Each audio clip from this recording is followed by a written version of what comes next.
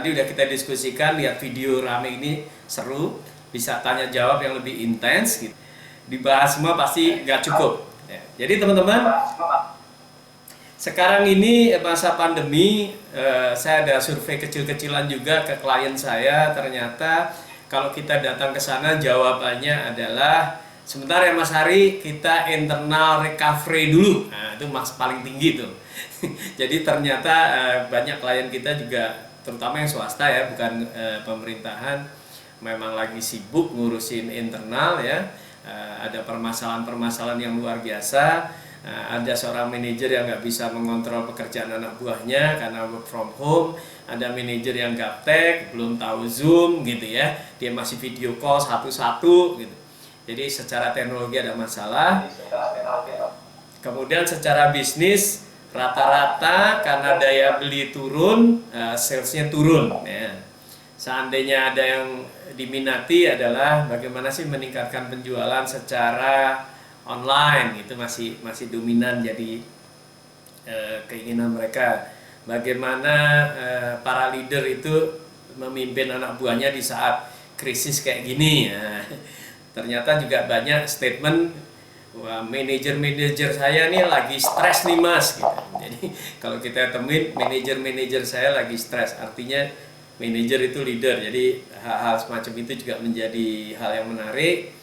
Kemudian mereka pengen juga sekitar 30% itu apa ya, nyari ide apa ya gitu. Jadi kira-kira kalau di dunia training solusinya lah creative thinking gitu ya. Jadi gimana sih ini ya, apakah kita masih hidup atau enggak? Gimana caranya membuat project-project di perusahaan itu terkontrol dengan baik, gimana caranya bisa semacam bikin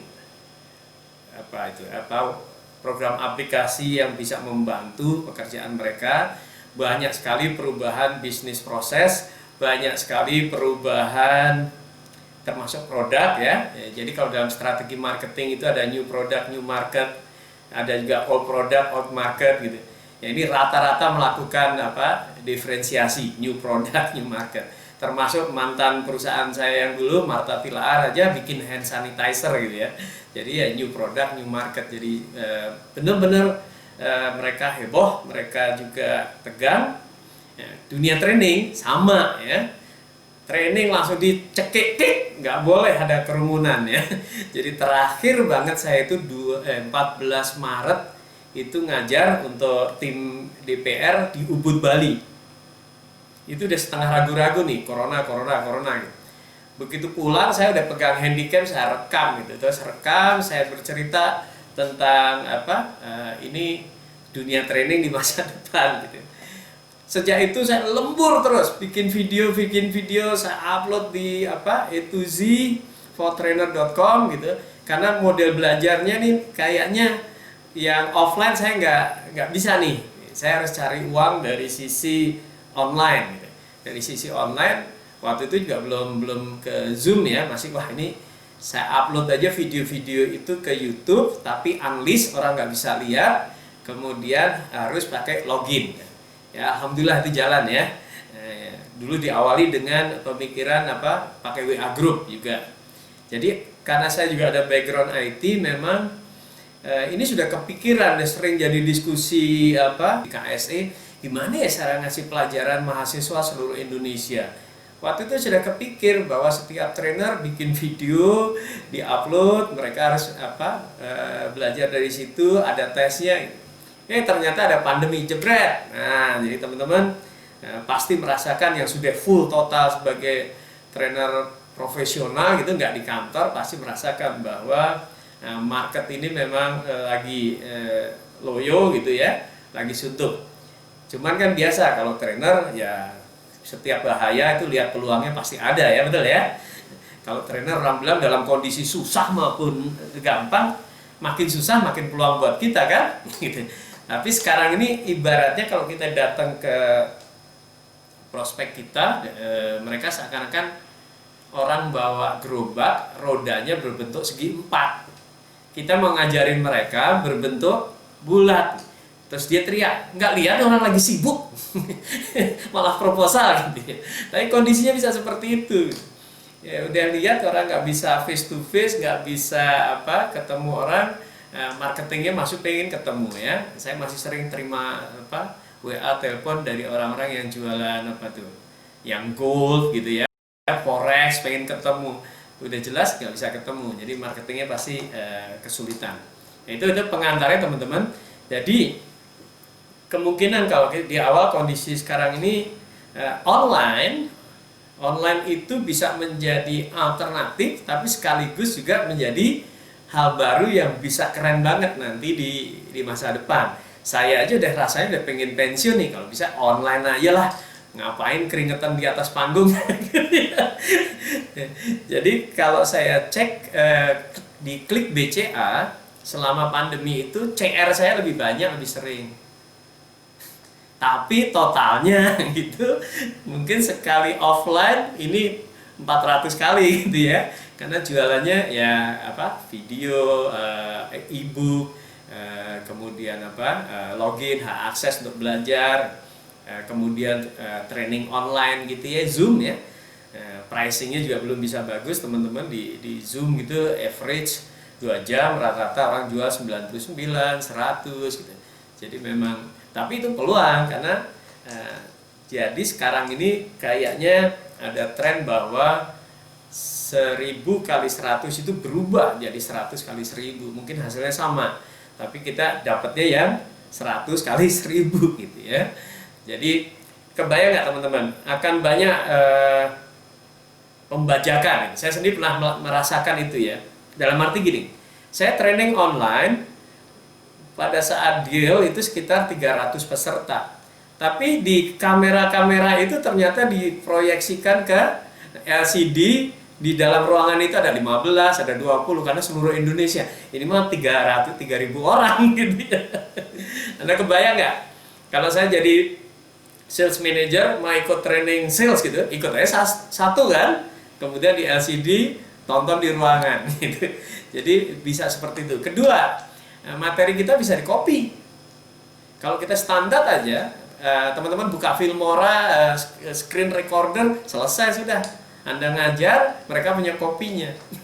Bahkan ada yang nakal, bisa dijual kan? Siapa mau trainingnya Mas Jamil? Daripada daftar 4 juta, ini cukup 40.000. Itu akan banyak terjadi. Jadi kita nggak bisa ada proteksi lagi secara digital. Kalau training Zoom gini sangat mudah sekali di copy dan kita nggak bisa. Walaupun Zoom sendiri kalau rekamnya Zoom kan minta izin. Tapi kalau rekamnya dengan Filmora misalnya screen recorder, ya selesai sudah ya, tetap bisa di copy. Nah, kemungkinan teman-teman pergerakannya adalah 70% physical, 30 virtual itu akan kebalik. Jadi sekarang ini yang terjadi adalah 30-nya virtual, akan 70-nya virtual, fisikal 30. Nah, bagaimana caranya? Ya itu pinter-pinternya teman nanti membuat apa modul training supaya ada proteksinya, supaya tidak orang ditembak, udah online saja gitu. Karena kalau online aja sekali habis itu, jadi satu perusahaan sekali habis kan. Biasanya kalau supervisory 20-20 Pak biar efektif. Kita harus begitu juga di online ya. Karena nanti ada diskusinya, ada ininya segala macam. Itu di dunia online. Bentar, saya boleh share sedikit ya. Mas ya, sharing screen ya Mas Panji ya. Silakan Pak Hari. Oke. Ya teman, baru saja kita selesaikan 3 sesi dari 3 kali pertemuan, 4 dengan show and feedbacknya ya. Sesi pertama kita membahas kondisi market yang ada di Indonesia di saat new normal, kemudian sekaligus bagaimana membangun konten-konten yang sesuai banget dengan kondisi new normal, ya, kebutuhan market, kesulitan market, sehingga kita bisa memberikan solusi-solusi. Kemudian hari kedua kemarin kita bahas bagaimana mendeliver ya. Jadi kita mengenali itu audiens secara online itu memang sama sekali berbeda dengan offline ya. Jadi strateginya juga banyak yang berbeda. Kemudian yang baru saja hari ketiga ini kita bicara mengenai marketing. Ya, marketnya juga bergeser, strateginya bergeser, tools-toolsnya yang harus kita pakai juga hal-hal yang baru. Jadi alhamdulillah 3 hari ini kita bahas sampai tuntas.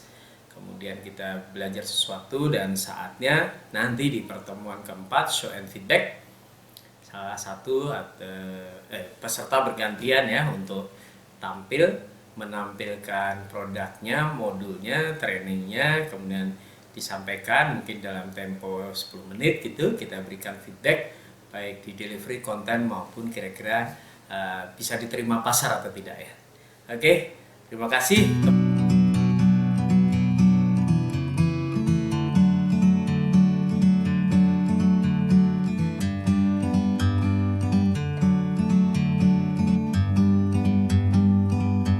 Like a bird on a tree, I'm just sitting here